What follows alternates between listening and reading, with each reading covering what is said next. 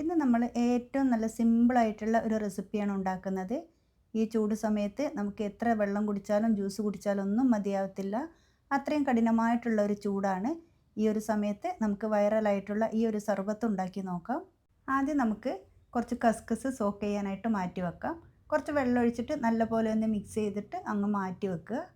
ഇനി നമുക്ക് അടുത്തതായിട്ട് ചെയ്യേണ്ടത് ഒരു ബൗൾ എടുക്കുക. ഇതിനകത്തേക്ക് പാല് ചേർത്ത് കൊടുക്കാം. ഞാൻ വലിയൊരു ഗ്ലാസ്സിന് ഒരു ഗ്ലാസ് പാലെടുത്തിട്ടുണ്ട്. ഇതിലേക്ക് ഇനി ചേർക്കുന്നത് ആപ്പിളാണ്. ഈ ആപ്പിളൊക്കെ നല്ലപോലെ കഴുകി എടുത്തിട്ടുണ്ട്. ഇതിൻ്റെ തൊലിയൊക്കെ കളഞ്ഞതിന് ശേഷം ഗ്രേറ്റ് ചെയ്തിട്ടെടുക്കുക. ആപ്പിൾ ഗ്രേറ്റ് ചെയ്ത് തുടങ്ങുമ്പോഴത്തേക്ക് ഈ ആപ്പിളിൻ്റെ വൈറ്റ് കളറൊക്കെ ഒന്ന് മാറി വരും. ഇതിനകത്ത് നമ്മൾ വേറെ ഒന്നും ചേർത്തിട്ടില്ല.